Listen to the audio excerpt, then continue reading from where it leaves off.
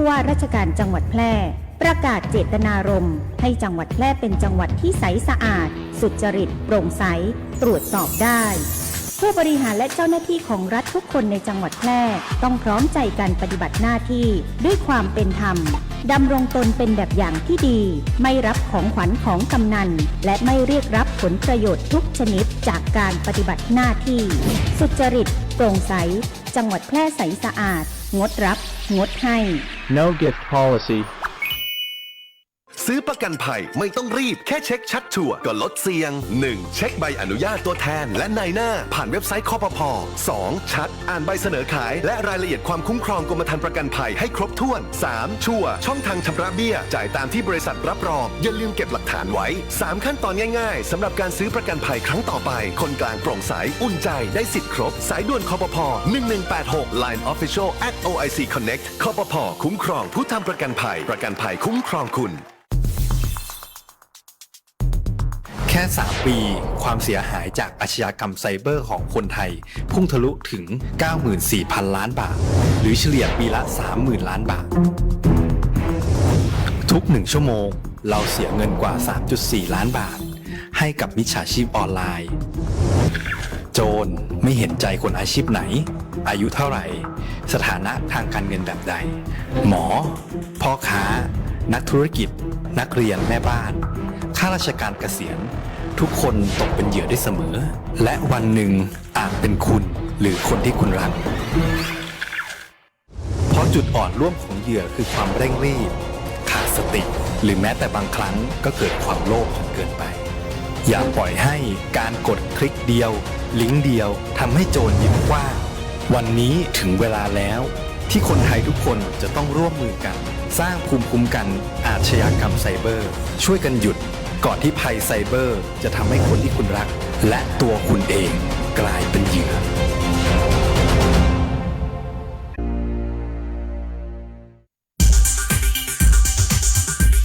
อยากมีทะเบียนรถเลขสวยเสริมภาพลักษณ์เสริมความมั่นใจต้องไม่พลาดสำนักงานขนส่งจังหวัดแพร่ขอเชิญร่วมประมูลทะเบียนรถเลขสวยหมวดอักษรกอไก่นอนหนูกิจการก้าวหน้านำพารุ่งเรือง รายได้จากการประมูลนำเข้ากองทุนเพื่อความปลอดภัยในการใช้รถใช้ถนนสามารถลงทะเบียนได้แล้ววันนี้ผ่านเว็บไซต์ www.ทะเบียนรถ .com หรือที่สำนักงานขนส่งจังหวัดแพร่ Excellent โดยจะปิดการประมูลในวันเสาร์ที่ 28 กุมภาพันธ์ 2569 สอบถามเพิ่มเติมโทรสายด่วน 1584 หรือฝ่ายทะเบียนรถสำนักงานขนส่งจังหวัดแพร่ 063 2483 797 หรือ 054 652 540 ประมูลโปร่งใสได้เลขสวยสมคุณค่าคนแพร่ใช้ป้ายแพร่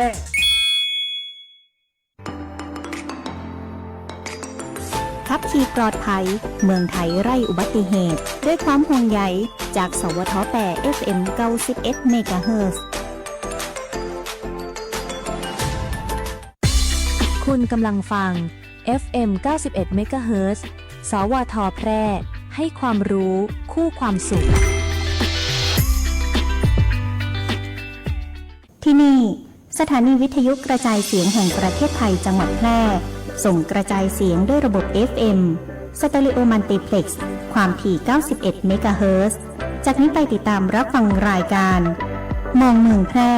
ทุกวันจันทร์ถึงวันศุกร์ในเวลา 14 นาฬิกาถึง 15 นาฬิกาช่วงศาลเยาวชนแชร์ความรู้อู้เรื่องกฎหมาย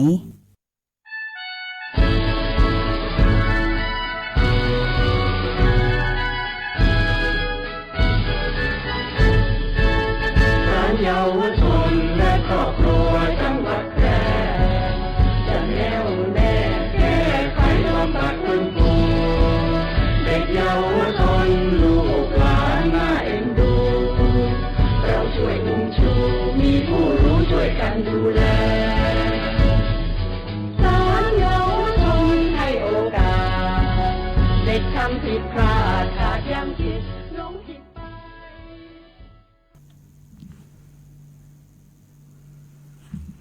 สวัสดีครับท่านผู้ฟัง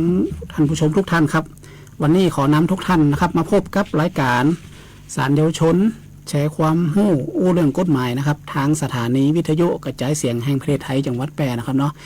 FM 91 เมกะเฮิรตซ์นะครับซึ่งรายการของสารเยาวชนและครอบครัวจังหวัดแปรนะครับจะออกอากาศทุกวันพฤหัสบดีนะครับเนาะสัปดาห์ที่2ของเดือนนะครับสำหรับวันนี้ก็วันที่12นะครับกุมภาพันธ์2569นะครับมีผมนะครับนายอุดมนันตานิติกรชำนาญการพิเศษเป็นผู้ดำเนินรายการนะครับซึ่งสาระน่ารู้นะครับในรายการสารเยาวชนแชร์ความรู้เรื่องกฎหมายในวันนี้ครับก็จะมาจะเกี่ยวกับการขับเคลื่อนนโยบายของท่านประธานศาลฎีกานะครับเนาะตีบนว่าคุณธรรมนำทางสร้างศรัทธาพัฒนาคุณภาพนะครับวันนี้เรื่องที่จะเอามานะครับก็จะเป็นเกี่ยวกับกฎหมายครอบครัวนะครับเนาะในเรื่องบิดามารดากับบุตรนะครับทำไมถึงเอาเรื่องนี้มานะครับเพราะว่าตอนนี้มันมีเคสที่พ่อแม่พี่น้องนะครับเนาะที่เป็นไม่จำเป็นไม่ต้องใจสิทธิ์ทางศาลเพราะว่าบิดากับบุตรเนี่ยเป็นบิดากับบุตรที่บ่ชอบด้วยกฎหมายนะครับเพราะว่าบางครั้งเนี่ยมันมีกรณีนะครับบอกว่ากรณีที่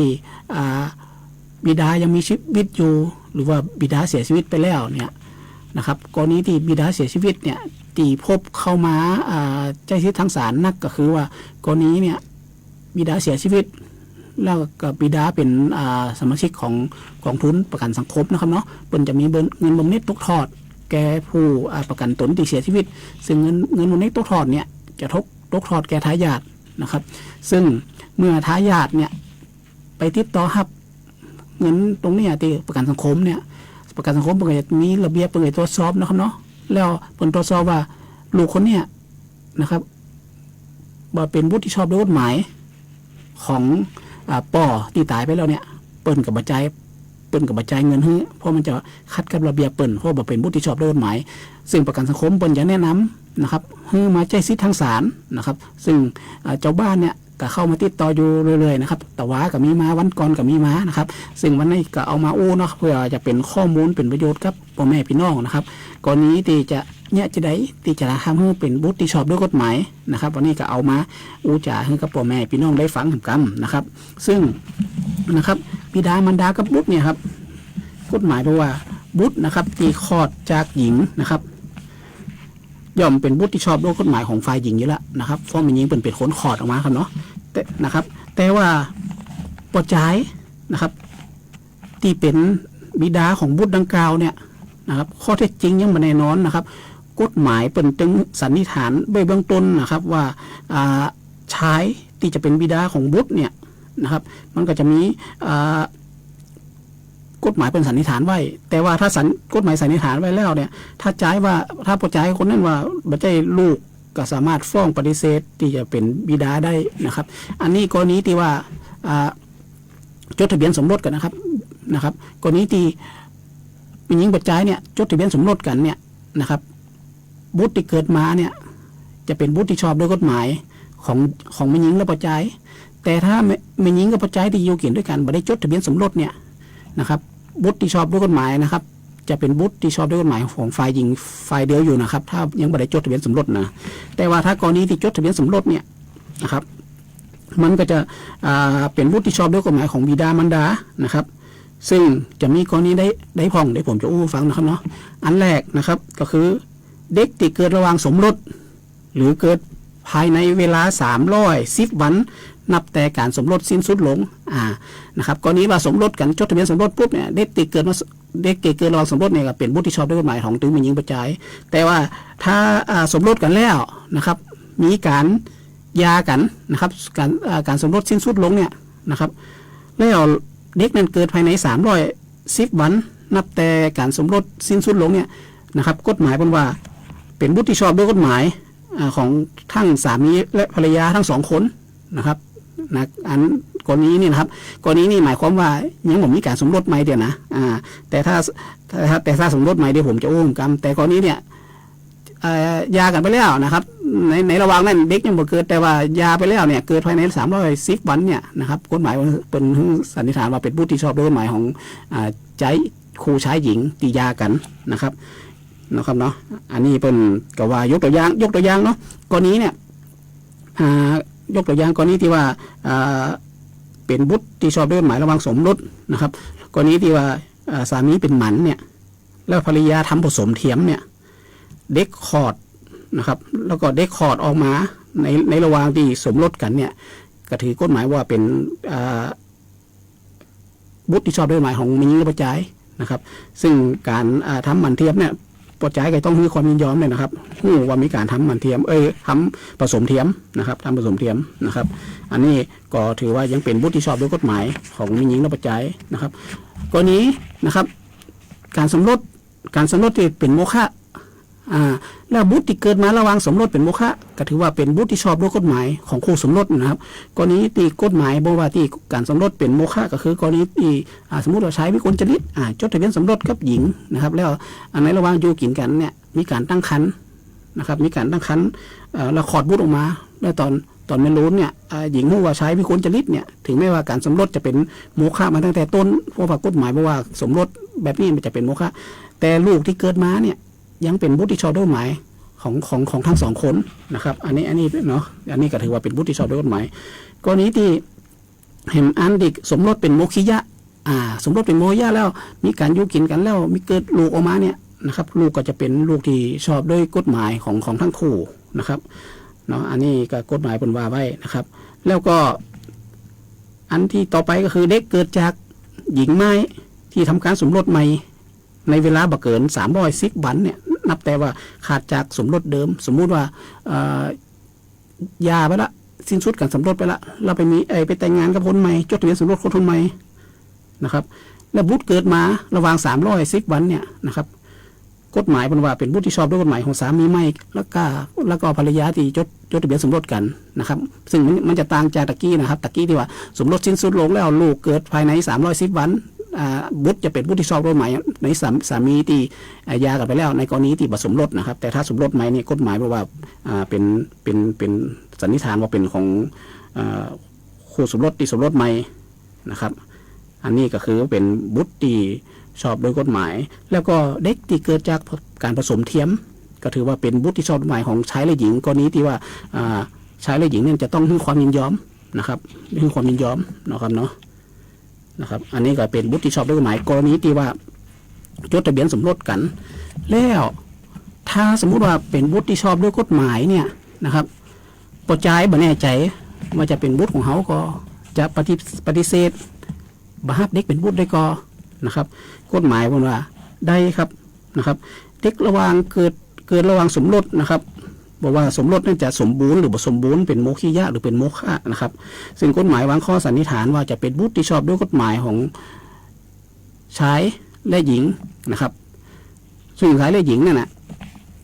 สามารถนะครับใช้ตัวชายนะครับชายมีสิทธิ์ฟ้องบัลลังก์เด็กเป็นบุตรนะครับแล้วการฟ้องที่บัลลังก์เด็กเป็นบุตรนะครับจะต้องฟ้องภายใน1 ปีนับแต่วันที่ลูกการเกิดของเด็กนะครับแต่ว่ายังจ้าสุดเนี่ยบ่เกิน10 ปีนับแต่เด็กเกิดนะครับ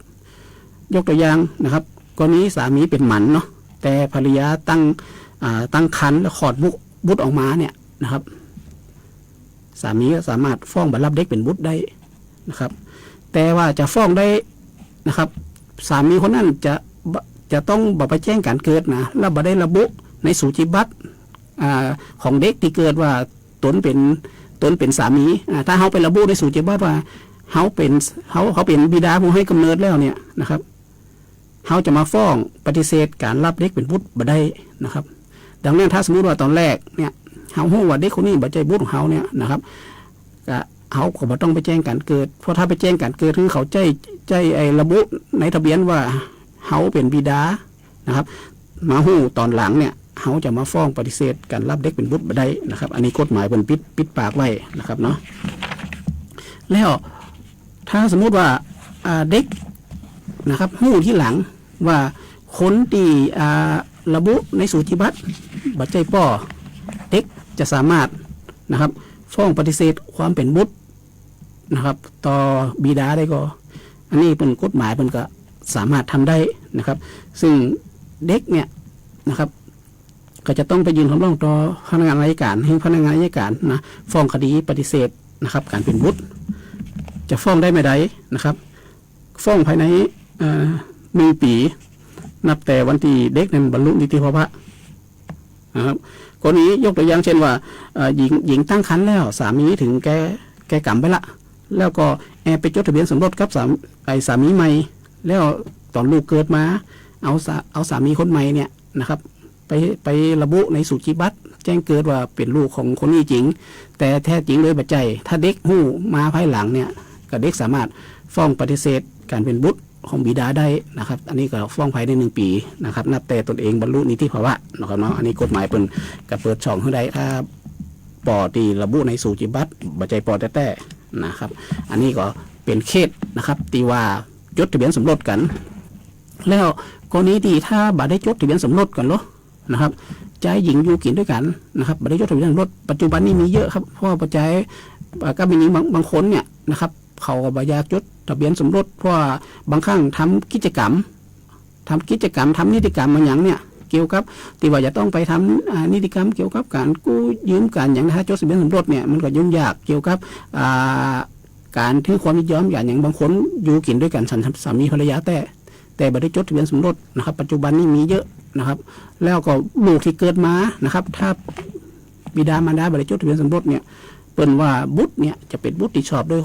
กฎหมายของฝ่ายแม่หญิงนะครับแต่ยังแบบเป็นบุตรที่ชอบด้วยกฎหมายของฝ่ายประชาธิปไตยนะครับสามารถทำให้บุตรเป็นบุตรที่ชอบด้วยกฎหมายได้นะครับมันก็จะมีหลายวิธีนะครับวิธีแรกง่ายสุดก็คือไปจดทะเบียนสมรสกันอันนี้กรณีที่ว่าคนที่สามารถจดทะเบียนสมรสกันได้บยากจะไปใจซิดดำเนินการในขั้นตอนอื่นมันอาจจะยุ่งยากเสียเวลาไปจดทะเบียนสมรสอันนี้กรณีนี้ก็จะเป็นการง่ายก็คือไปจดทะเบียนสมรสจูงมือกันไปที่นายทะเบียนจดทะเบียนสมรสปุ๊บเนี่ยกฎหมายบอกว่าบุตรที่เกิดมาเนี่ยเป็นบุตรที่ชอบด้วยกฎหมายของฝ่ายชายตั้งแต่เด็กเกิดนับแต่วันเด็กเกิดเลยนะครับแก่กรณีบางคนไม่อยากจดทะเบียนสมรสไม่อยากยุ่งยากหรือว่าไม่สามารถจดทะเบียนสมรสได้เพราะกว่าเป็นการจดทะเบียนสมรสซ่อนเนี่ยกฎหมายเพิ่นก็จะเปิดช่องทางให้นะครับว่า1นะครับสามารถไปดำเนินการใจช่องทางทางศาลก็ได้นะครับช่องทางทางศาลนะครับศาลที่มีอำนาจก็คือศาลเยาวชนและครอบครัวนะครับการยื่นคำร้องนะเขาจะต้องไปยื่นศาลเยาวชนและครอบครัวมันยุ่งยากมันก็ยุ่งยากกรณีที่ว่าถ้าสมมุติว่าอยู่กินด้วยกันแล้วเนี่ยนะครับชายหญิงแยกกันอยู่อย่างสมมุติว่าชายหญิงก็คือเกิดมาแล้วเนี่ยมีหญิงทิ้งไปเลยคือลูกอยู่กับป่อ2:2เนี่ยการอยู่กัน2:2เนี่ยนะครับถ้าเขาจะไปรับรองบุตรเนี่ยเขาจะต้องติดต่อแม่เขาให้มาให้ความยินยอมแต่ถ้าแม่เขาบอกให้ความยินยอมเนี่ยขั้นตอนกระบวนการนะครับทางศาลมันก็จะเพิ่มขั้นตอนขึ้น1ก็คือทางศาลเนี่ยมันก็ต้องมีการส่งเอกสารทางคดีไปให้ตัวมารดาเด็กว่าเขาจะให้ความยินยอมก่อในการมายื่นคำร้องซึ่งกระบวนการก็จะเพิ่มขึ้นค่าใช้จ่ายในการจะค่าใช้จ่ายทางศาลก็จะเพิ่มขึ้นนะครับและทำอย่างหนึ่งถ้าสมมุติว่าป่อไม่ได้รับรองบุตรเนี่ยแล้วเกิดเสียชีวิตอย่างที่ผมว่าตะกี้เนี่ยคนที่จะมาดำเนินการคือไขก็คือตัวบุตรตัวบุตรมันก็จะมีเงื่อนไขแฮมนะครับว่าบุตรอายุต่อใดตีสามารถดำเนินการเองได้แต่ถ้าบุตรมาถึงอายุตัวนั้นใครเป็นคนดำเนินการเองใครเป็นคนดำเนินการแทนก็คือผู้ปกครองโดยธรรมนะครับก็คือมารดานั่นเองซึ่งกระบวนการนะครับเดี๋ยวเบรกที่2ผมจะกลับมาอู้รายละเอียดในส่วนตรงนี้ให้กับพ่อแม่พี่น้องได้ฟังถ้าสมมติท่านฟังแล้วนะครับไขที่ยังไม่ได้ดำเนินการตรงเนี้ยก็สามารถมาเข้ามาดำเนินการได้นะครับหลายๆช่องทางเนาะเดี๋ยวช่วงนี้เดี๋ยวไปฟังเพลงเพราะๆจากทางสถานีและสปอร์ตวิทยุก่อนครับ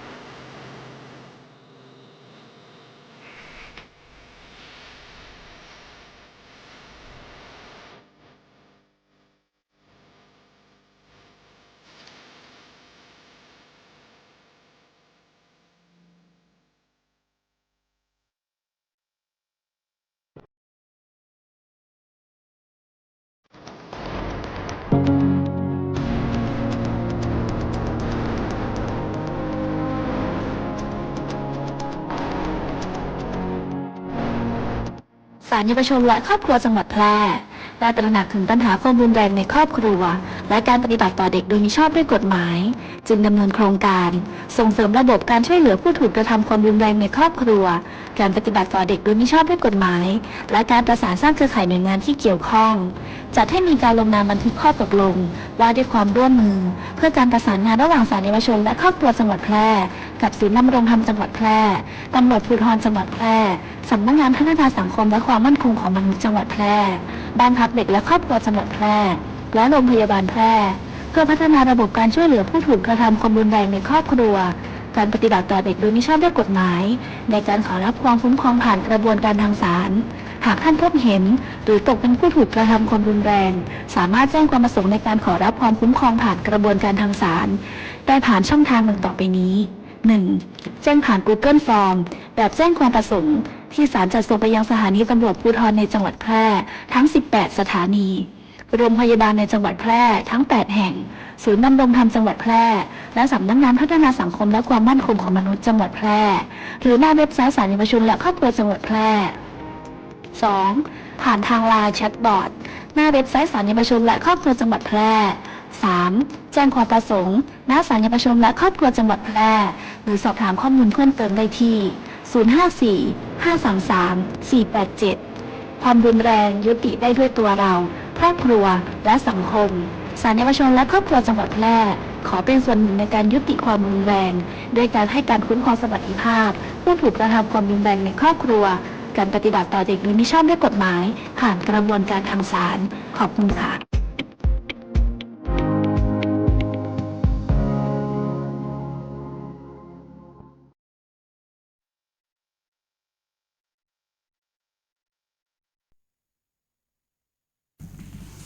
ครับก็กลับมาพบกันในช่วงที่2นะครับของรายการศาลเยาวชนแชร์ความรู้เรื่องกฎหมายนะครับซึ่งตะกี้ได้ไปแล้วนะครับเนาะต่อไปจะมาต่อเนื่องตะกี้นะครับการทำให้บุตรนอกสมรสนะครับที่สามีภรรยาอยู่กินด้วยกันเนี่ยนะครับบริจดทะเบียนสมรสและมีบุตรเนี่ยก็ทำให้บุตรนอกสมรสเป็นบุตรที่ชอบด้วยกฎหมายนะครับก็สามารถทำได้3วิธีนะครับ1ก็คือชายหญิงนะครับผู้ให้กำเนิดเนี่ยไปจดทะเบียนสมรสกันนะครับก็ถือว่าเป็นบุตรที่ชอบด้วยกฎหมายนับแต่เด็กเกิดนะครับ2ถ้าสามารถจดทะเบียนสมรสกันได้ก็คือชายผู้ให้กำเนิดนะครับไปดำเนินการจดทะเบียนนะครับรับรองบุตรเด็กเป็นบุตรนะครับก็สามารถดำเนินการได้2ช่องทางหนึ่งนะครับถ้าเด็กสามารถให้ความยอมได้นะครับอายุประมาณ6 ปี 7 ปีขึ้นไปแล้วภรรยานะครับบิดา นะครับคือความยินยอมเนี่ยสามารถไปดำเนินการตีนายทะเบียนได้นายทะเบียนเขาก็จะจดรับรองบุตรแต่กรณีที่เด็กอายุยังน้อยบ่สามารถให้ความยินยอมได้หรือว่าต่อมารดาเด็กบ่ให้ความยินยอมนะครับอันนี้บิดาจะต้องไปดำเนินการใจสิทธิ์ทางศาลนะครับซึ่งศาลที่ว่าก็คือศาลเยาวชนและครอบครัวนะครับเอกสารนะครับที่จะต้องเตรียมไปนะครับก็คือมีบัตรประชาชนเนาะทะเบียนบ้านของท่านนะครับของตัวประจายนะครับของตัวบิดา2สูจิบัตรของบุตรนะครับ3ทะเบียนบ้านของบุตรนะครับ4นะครับบัตรประชาชนทะเบียนบ้านของมารดานะครับแล้วก็จะต้องมีหนังสือยินยอมของมารดานะครับที่ว่าบังคับค้านในการให้บิดายื่นคำร้องขอรับรองบุตรต่อศาลนะครับแล้วถ้าสมมุติว่าเอกสารนะครับมีใบเปลี่ยนชื่อใบเปลี่ยนสกุลชื่อสกุลนะครับอันนี้ก็เอาไปนะครับเพราะว่าบางครั้งเนี่ยในสูจิบัตรแจ้งเกิดชื่อแหมชื่อแล้วภายหลังมาเปลี่ยนชื่อบอกว่าเป็นชื่อของเด็กก็ดีชื่อของพ่อของแม่ก็ดีนะครับจะต้องมีใบเปลี่ยนชื่อสกุลไปนะครับอันนี้ก็สามารถไปยื่นคำร้องต่อศาลได้ศาลเยาวชนและครอบครัวนะครับซึ่งถ้าสมมุติว่าท่านมีภูมิลำเนาอยู่ในจังหวัดแพร่เด็กเกิดในจังหวัดแพร่อย่างเนี้ยนะครับก็มายื่นที่ศาลเยาวชนและครอบครัวจังหวัดแพร่เตรียมเอกสารเหล่านี้เข้ามานะครับซึ่งเมื่อมายื่นปุ๊บเนี่ยนะครับทางนิติกรก็จะจัดทำคำร้องสอบข้อเท็จจริงนะครับเนาะจะทำคำร้องสอบข้อเท็จจริงปุ๊บเนี่ยก็จะต้องยื่นคำร้องต่อศาลแล้วการยื่นคำร้องนะครับขอใจสิทธิ์ทางศาลในการรับรองบุตรเนี่ยจะมีค่าธรรมเนียมค่าใช้จ่ายนะครับค่าธรรมเนียมศาลกับ200ถ้าลูกคนเดียวนะแต่ถ้ารับรองบุตรลูก2คนก็คือคนละ200อย่างสมมุติ2คนก็เป็น400ค่าธรรมเนียมศาลนะแล้วก็มันก็จะมีการปิดประกาศชุมชนซึ่งตามกฎหมายก็คือจะต้องปิดประกาศบัตรตามกว่า30วันนะครับประกาศณชุมชนณชุมชนที่เฮามีภูมิลำเนาอยู่นะครับว่าจะมีไขคัดค้านก็นะครับซึ่งค่าใช้จ่ายก็ตามภูมิลำเนาตามระยะทางซึ่งอันนี้จะเป็นอัตราทรงคำความของศาลอยู่นะครับมันก็จะมี2อย่างประมาณนี้นะครับแล้วถึงวันนัดศาลก็ไต่สวนนะครับถ้าสมมติมีเด็กเกี่ยวข้องเนี่ยเมื่อท่านยื่นคำร้องต่อศาลเนาะท่านจะต้องไปยื่นถ้อยคำที่สถานพินิจนะครับเพราะศาลนี้เป็นกฎหมายตามพรบของศาลเยาวชนเนี่ยเป็นจะต้องให้ทางสถานพินิจผู้อำนวยการสถานพินิจสืบเสาะข้อเท็จจริงรายงานให้ศาลทราบเพื่อประกอบดุลพินิจในการไต่สวนถึงวันนัดไต่สวนนะครับศาลก็ไต่สวนแล้วมีใครคัดค้านศาลก็จะมีคำสั่งนะครับท่านก็เอาคำสั่งเนี่ยนะครับไปดำเนินการนะครับให้นายทะเบียนเขาจดรับรองบุตรนะครับอันนี้ก็จะเป็นกรณีที่ว่าเขาจะต้องใจสิทธิทางศาลแต่ถ้ากรณีที่มารดาติดต่อมารดาบ่ได้นะครับปออยู่ลูก2คนที่ติดต่อมารดาบ่ได้นะครับหรือติดต่อแล้วเปิ้นมารดาบ่มาดำเนินการกรณีที่แยกกันอยู่แล้วนะครับท่านมาร้องต่อศาลเนี่ยท่านจะต้องมีค่าใช้จ่ายเพิ่มขึ้นก็คือจะต้องมีค่าการส่งเอกสารทางคดีให้กับมารดาของผู้เยาว์ครับอันนี้ค่าใช้จ่ายก็ต้องอยู่ตามภูมิลำเนาของทะเบียนราษฎร์เพราะมันจะต้องมีการคัดแบบรับรองทะเบียนราษฎร์ทร14เพื่อยืนยันต่อศาลว่าปัจจุบันเนี่ยแม่นะครับมารดาของเด็กผู้เยาว์เนี่ยอยู่ไหนเขาก็ส่งเอกสารทางคดีไปตามนั่นเพื่อให้ต่างแม่เขารับรู้รับทราบว่าเขาจะขั้นอย่างกอนะครับอันนี้กระบวนการกรณีที่เขาจะต้องใจสิทธิทางศาลนะครับเนาะนะครับซึ่งอันนี้เป็นกรณีที่2นะครับการรับรู้แล้วถ้าสมมุติว่าเด็กอยู่กับมารดานะครับซึ่งเป็นซึ่งอยู่กัน2คนนะครับซึ่งบิดานะครับบ่ได้สนใจบ่ดูแลให้มาดำเนินการจดทะเบียนรับรองบุตรกับบ่ดำเนินการให้มาดำเนินการที่อำเภอกับบ่ไปนะครับให้มาใจสิทธิทางศาลกับบ่มาอันนี้กฎหมายเพิ่นบอกว่าเด็กนะครับสามารถฟ้องใช้ผู้ให้กำเนิดนะครับให้รับเป็นบุตรได้นะครับเพราะอันนี้นะครับโดยทั่วไปแล้วเนี่ยนะครับลูกจะฟ้องบิดามารดาบ่ได้เพราะจะเป็นคดีอุทลุมเนาะแต่ถ้ากรณีที่เกี่ยวกับคดีครอบครัวรับเป็นบุตรเนี่ยนะครับสามารถฟ้องได้เด็กนะครับสามารถฟ้องใช้ได้ให้กำเนิดนะครับรับตัวเองเป็นบุตรได้นะครับซึ่งการฟ้องกับฟ้องที่ศาลเยาวชนแล้วเงื่อนไขของการฟ้องนะครับเพราะว่าถ้าเขาฟ้องแล้วเป็นบิดาที่ชอบกฎหมายแล้วเนี่ยสามารถเรียกเข้าการและเลี้ยงดูได้แต่ถ้าตามใดที่เขายังบ่เป็นบิดาที่ชอบด้วยกฎหมายเนี่ยเขายังบ่สามารถเรียกเข้าการและเลี้ยงดูจากตัวบิดาได้นะครับซึ่งการฟ้องมันก็จะมีเงื่อนไขนะครับมันจะมีเงื่อนไขในการฟ้องถ้าสมมุติ ว่าเด็กนะครับเด็กอายุยังบ่ถึง15 ปีเตียเด็กบ่สามารถฟ้องเองได้นะครับมารดาเด็กจะต้องเป็นผู้ฟ้องคดีแทนเด็กมารดาเด็กจะต้องเป็นผู้ฟ้องคดีแทนเด็กนะครับแต่กรณีถ้าเด็กถึงอายุ15 ปีละ15 ปีบริบูรณ์เด็กสามารถฟ้องเองได้นะครับฟ้องให้ชายที่ให้กำเนิดรับเป็นบุตรนะครับเอกสารก็เตรียมอย่างติว่าตะกี้นะครับสูจิบัตรทะเบียนบ้านประชาชนใบเป็นชื่อสกุลอย่างมีแล้วก็ที่อยู่ของตัวประจายอันนี้คือก็ต้องไปคัดแบบทรรับรองทะเบียนเบลล่า14นะครับซึ่งการฟ้องก็ต้องส่งเอกสารไปให้ตั้งประจายนะครับเนาะให้ตั้งประจายที่ให้กำเนิดแล้วคดีเนี่ยมันมีเด็กเกี่ยวข้องก็จะต้องไปให้ถ้อยคำที่ศาลนิดสืบเสาะข้อเท็จจริงมาเหมือนกันนะครับเพื่อรายงานศาลทราบนะครับถึงวันนัดนะครับถ้าตัวประจายนะครับได้รับเอกสารทางคดีโดยชอบบ่มาศาลนะครับศาลสามารถพิจารณาคดีพิพากษาไปฝ่ายเดียวได้ศาลกับถ้าสมมุติฝ่ายประจายได้รับเอกสารโดยชอบแล้วการส่งเอกสารทางคดีโดยชอบเนี่ยเขาบ่มาศาลกับพิจารณาไปฝ่ายเดียวว่าเป็นบุตรเป็นอย่างจริงจอนะครับดูรายงานการสืบสวนศาลนิดว่าเป็นบุตรเป็นอย่างจริงถ้าเป็นบุตรเป็นอย่างจริงศาลก็มีคำพิพากษามีคำสั่งนะครับว่าเด็กคนเนี้ยเป็นบุตรที่ชอบโดยกฎหมายของชายคนนี้ก็เอาคำสั่งศาลไปให้นายทะเบียนเขาจดรับรองบุตรนะครับเสร็จแล้วก็สามารถเรียกข่าวการและเลี้ยงดูจากชายคนนี้ได้ถ้าเขาบ่ส่งเสียเลี้ยงดูก็ฟ้องเรียกข่าวการและเลี้ยงดูของชายคนนี้ได้นะครับซึ่งอันนี้เป็นกระบวนการนะครับเนาะที่จะทำให้บุตรนอกสมรสเป็นบุตรที่ชอบด้วยกฎหมายแล้วกรณีนะครับการรับรองบุตรนะครับที่ผมว่าอย่างกี้เนี่ยมีต้องกำหนดอายุเลยก็รับรองบุตรบ่ได้กำหนดครับอย่างสมมติว่าปอนะครับตัวประจายที่ให้กำเนิดอายุ50ละลูกอายุสาวนะครับ30ก็ได้มารับรองได้นะครับพอมีก็มีมารับรองครับเพราะว่าบางครั้งเนี่ยนะครับจะต้องใจชิดเบิกค่ารักษาพยาบาลยังลูกจบมาใหม่เนาะไปสอบรับราชการได้นะครับสิทธิ์การรักษาพยาบาลของปอนะครับดังนั้นเมื่อปออายุ50แล้วเนี่ยลูกกำลังจบมาใหม่ๆรับราชการเนี่ยกับปอนะครับสามารถไปรับรองบุตรได้นะครับไปรับรองบุตรสมมติว่าปออายุ50ละไปรับรองลูกอายุ30สามารถทำได้ครับถ้าปอและลูกยังมีชีวิตอยู่นะทำได้นะครับแต่กรณีที่ว่าบิดาเสียชีวิตแล้วเนี่ยนะครับลูกจะต้องไปร้องขอศาลให้มีคำสั่งนะครับว่าเป็นบุตรที่ชอบด้วยกฎหมายของบิดาผู้ตายอันนี้ก็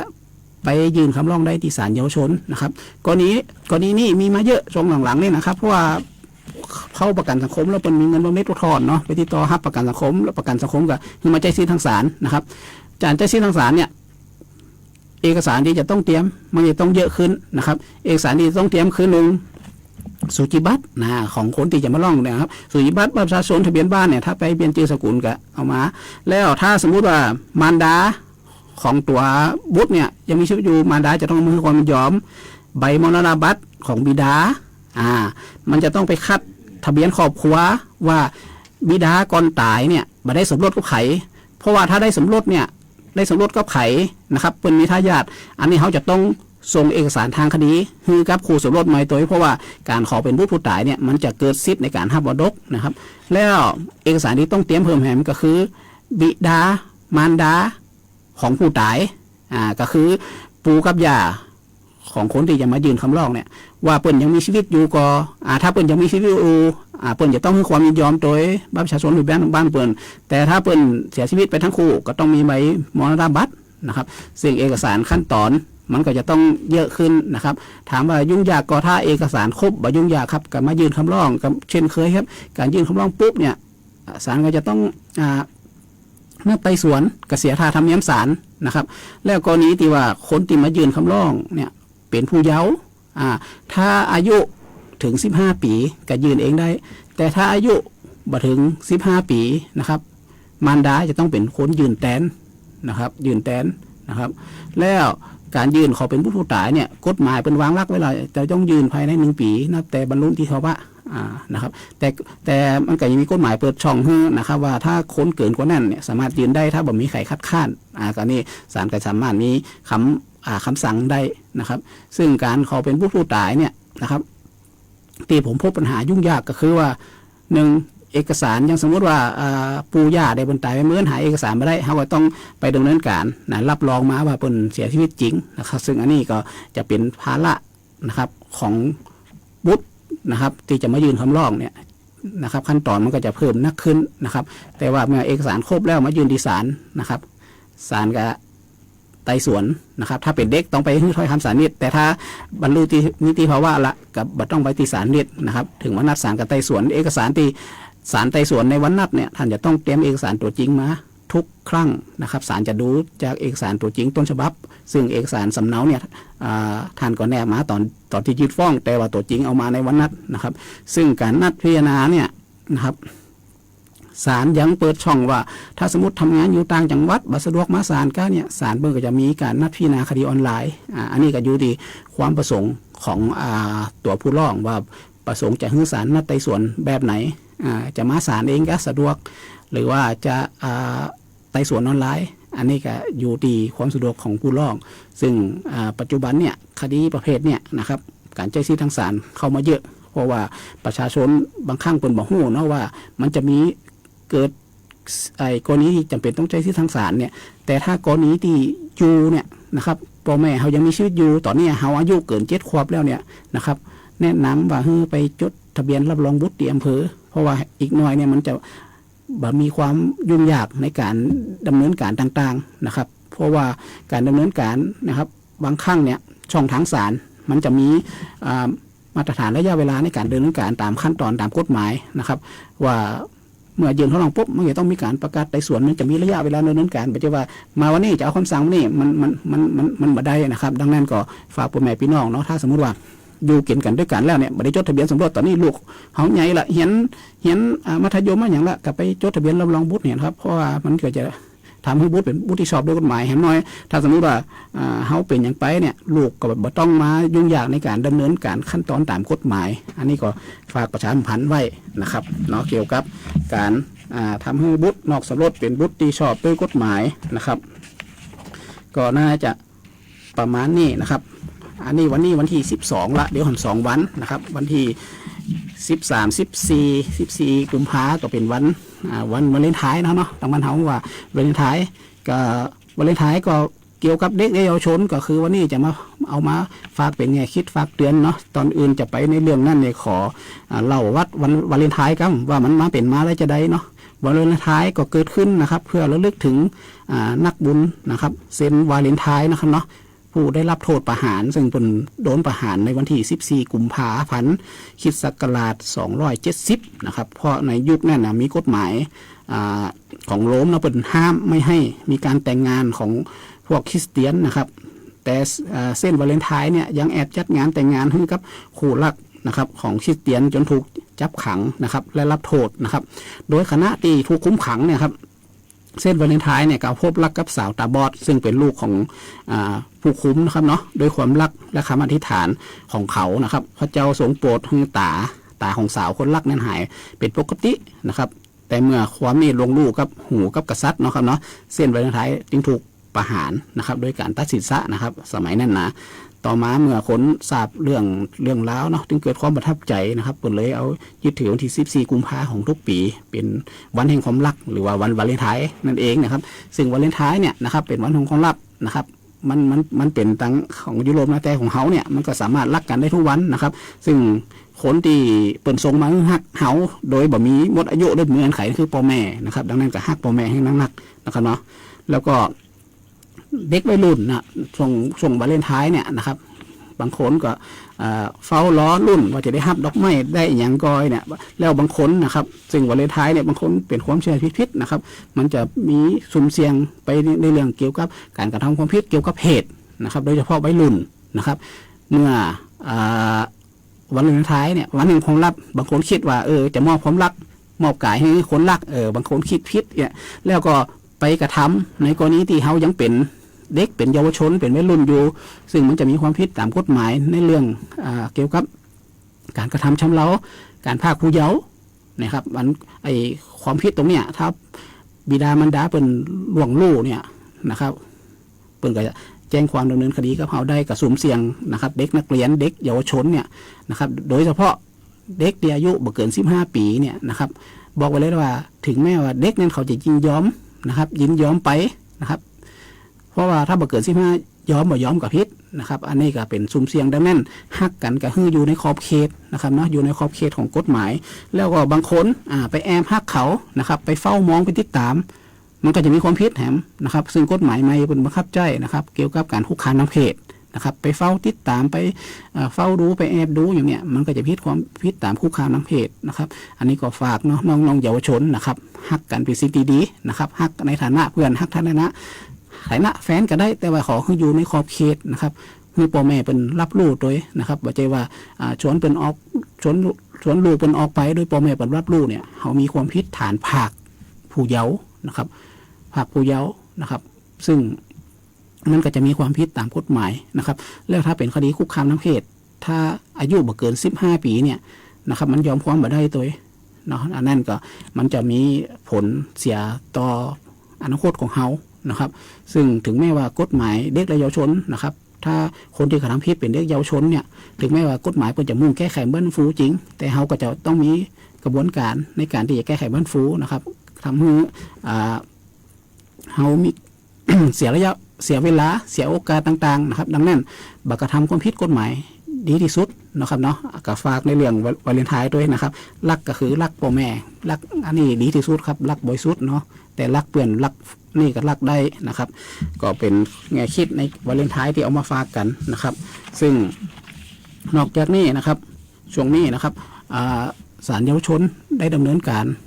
ศาลยุติธรรมเพื่อประชาชนนะครับซึ่งสามารถที่จะให้น้องๆนักเรียนนักศึกษานะครับโรงเรียนไหนก็ที่สนใจจะเข้ามาศึกษาดูงานศาลก็ได้นะครับศาลเยาวชนและเราขอยินดีนะครับซึ่งบางโรงเรียนเนี่ยเอาเด็กนะครับเข้ามาศึกษามาดูแนวทางบางคนที่สนใจเรียนทางด้านนิติศาสตร์เป็นแรงผลักดันเนาะที่จะให้น้องๆเนี่ยนะครับมุ่งมั่นนะครับไปเป็นนักนิติศาสตร์เป็นนักกฎหมายนะครับอันนี้ก็สามารถเอามาศึกษาโดยตรงได้นะครับซึ่งวันที่20เนี่ยก็จะมีโรงเรียนหนึ่งนะครับพานักเรียนเข้ามาศึกษาดูงานซึ่งจะได้รับทั้งความรู้ได้รับทั้งในแนวการศึกษาต่อทางสายนิติศาสตร์นะครับว่ามาทำงานทางนิติศาสตร์เนี่ยสามารถทำงานอย่างได้หลากหลายค่าตอบแทนเป็นยังไงนะครับอันนี้ก็ทางศาลเยาวชนก็เปิดเป็นศูนย์การเรียนรู้ให้กับน้องๆเยาวชนนะครับถ้าจะมาศึกษาดูงานก็โทรมาติดต่อสอบถามได้หรือว่าเข้าไปตีหน้าเว็บไซต์นะครับเขาจะมี Google Form เนาะแจ้งความประสงค์ศึกษาดูงานด้านกฎหมายนะครับศาลศึกษาด้านกฎหมายแจ้งเข้ามาก่อนก็ได้นะครับถึงถ้าแจ้งเข้ามาเดี๋ยวศาลเยาวชนและครอบครัวจะประสานกลับไปนะครับอันนี้ก็ฝากประชาสัมพันธ์นะครับแล้วก็การขับเคลื่อนนโยบายประธานศาลฎีกาเนี่ยศาลเยาวชนก็จะดำเนินการนะครับออกพื้นที่นะครับไปให้ความรู้นะครับสร้างการรับรู้สร้างความเข้าใจให้กับพ่อแม่พี่น้องประชาชนนะครับเพราะว่าบางครั้งเนี่ยกฎหมายมันแก้ไขเปลี่ยนแปลงตลอดนะครับบางคนเนี่ยทำแบบนี้ผิดก็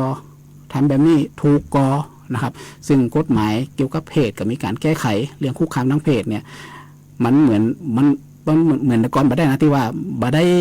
เห็นหน้าไปเห็นหลังคาบ้านก็ได้เนี่ยเขาไปเฝ้ามองเปิ่นเนี่ยเปิ่นรู้สึกหวาดกลัวเนี่ยเปิ่นไปแจ้งความดำเนินคดีเขากับมีความผิดฐานคุกคามทางเพศเนาะตอนนี้กฎหมายใหม่เป็นแก้ไขเพราะสังคมมัน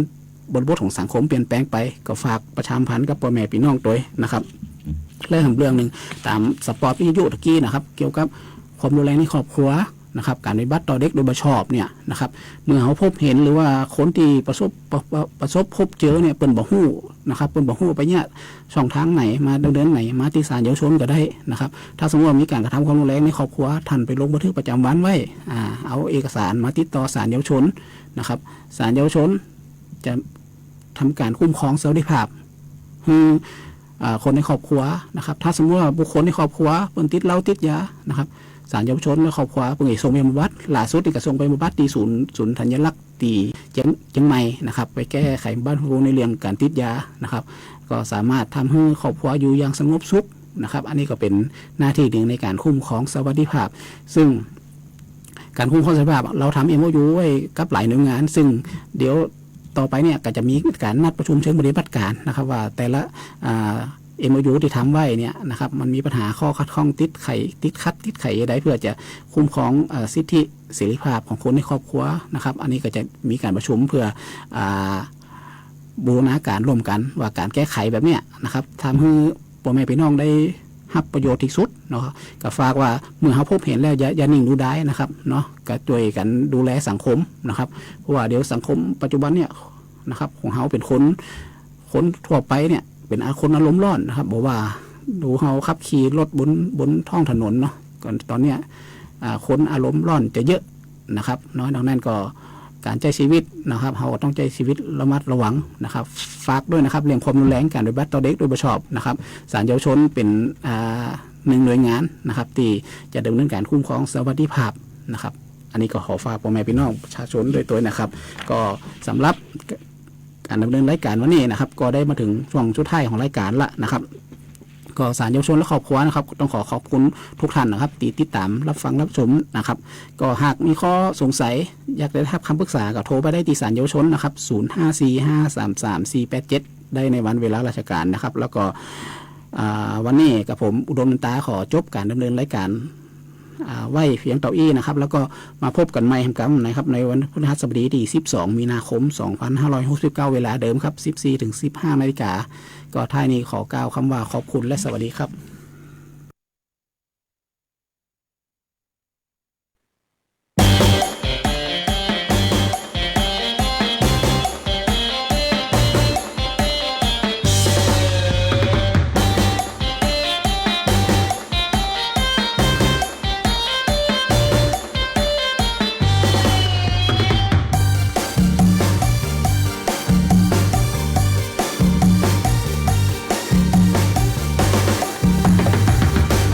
คดีอะไรกับคู่กรณีมีทางเลือกที่ดีคือการไกล่เกลี่ยก่อนฟ้องในกรณีพิพาทในการฟ้องร้องและก่อนที่จะฟ้องก็ยังมีช่องทาง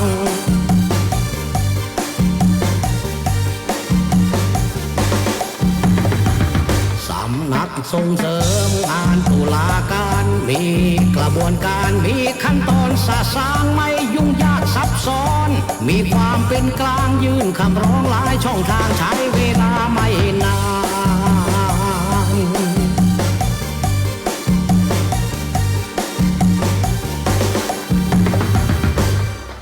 ไม่ต้องยื่นฟ้อง